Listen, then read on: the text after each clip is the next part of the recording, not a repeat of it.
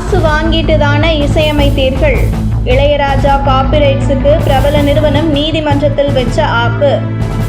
இசையமைப்பாளர் இளையராஜா இசையமைத்த 4500 பாடல்களை இசை நிறுவனங்கள் ஒப்பந்த காலம் முடிந்த பிறகும் அவரது அனுமதியின்றி பயன்படுத்துவதாக இளையராஜா தரப்பில் நீதிமன்றத்தில் வழக்கு தொடரப்பட்ட நிலையில் சென்னை உயர்நீதிமன்றத்தில் இந்த வழக்கு தொடர்ந்து விசாரணை செய்யப்பட்டு வருகிறது.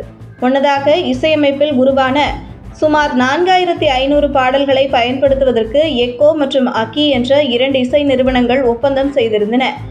தற்போது ஒப்பந்தம் முடிந்த பிறகும் இந்த 2 இசை நிறுவனங்களும் தன்னிடம் முறையான அனுமதி பெறாமல் தான் இசையமைத்த பாடல்களை பயன்படுத்தி வருவதாக குற்றம் சாட்டி இளையராஜா தரப்பு நீதிமன்றத்தில் வழக்கு தொடர்ந்தது. இதைத் தொடர்ந்து இந்த பாடல்களை பயன்படுத்த தங்களுக்கு உரிமை உள்ளது என்று எக்கோ நிறுவனம் தரப்பில் மேல்முறையீட்டு மனு தாக்கல் செய்யப்பட்டது. சென்னை உயர்நீதிமன்றத்தில் விசாரணை செய்யப்பட்ட இந்த வழக்கில் இரு தரப்பினரும் அவ்வப்போது அவர்களது தரப்பு நியாயத்தை நீதிமன்றத்தில் தெரிவித்து வந்தனர்.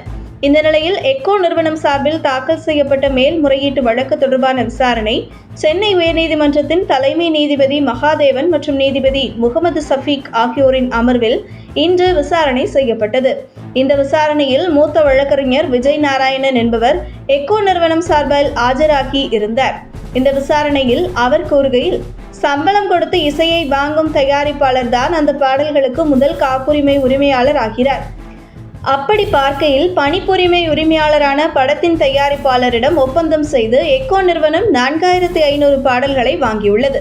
பாடல்களுக்கு இளையராஜாவிடம் எந்த ஒப்பந்தமும் செய்து கொள்ளவில்லை. அதே சமயம் பதிப்புரிமை தொடர்பாக இளையராஜாவும் தயாரிப்பாளர்களிடம் எந்த ஒப்பந்தமும் செய்து கொள்ளவில்லை. அப்படி இருக்கையில் இளையராஜாவால் பாடல்கள் மீது எந்த உரிமையும் கோர முடியாது.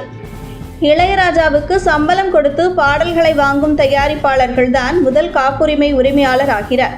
இசையை திரித்தாலோ பாடல் வரிகளை மாற்றினாலோ மட்டும்தான் இளையராஜா தார்மீக உரிமையின் அடிப்படையில் வழக்கு தொடர முடியும். இசையமைப்பாளர் ஏஆர் ரஹ்மான் அவர் இசையமைத்த பாடல்களுக்கான பதிப்புரிமையை யாருக்கும் வழங்குவதில்லை. ஆனால் இளையராஜா அவ்வாறு செய்யவில்லை. அவர் இசையமைத்த பாடல்களுக்கான பதிப்புரிமையை படத்தின் தயாரிப்பாளர்களிடம் வழங்கிவிட்டார். அவரது பாடல்களுக்கான காப்புரிமையை வைத்திருக்க நினைத்தால் அவர் ஒப்பந்தம் செய்திருக்க வேண்டும். எந்த ஒப்பந்தமும் செய்து கொள்ளாத இளையராஜா பாடல்களை பயன்படுத்தக்கூடாது என்று கூறி பாடல்கள் மீது உரிமை கோர முடியாது என்று எக்கோ நிறுவனத்தின் தரப்பில் ஆஜரான மூத்த வழக்கறிஞர் விஜய் நாராயணன் நீதிமன்றத்தில் வாதிட்டுள்ளார். அனைத்து தரப்பு வாதங்கள் இன்று முடிவடைந்ததை தொடர்ந்து இளையராஜா பிறப்பு வாதங்களுக்காக விசாரணையை வருகிற 19ஆம் தேதி நீதிபதிகள் தள்ளி வைத்து உத்தரவிட்டுள்ளனர். உங்கள் தின சேவல். உங்கள் தின சேவல்.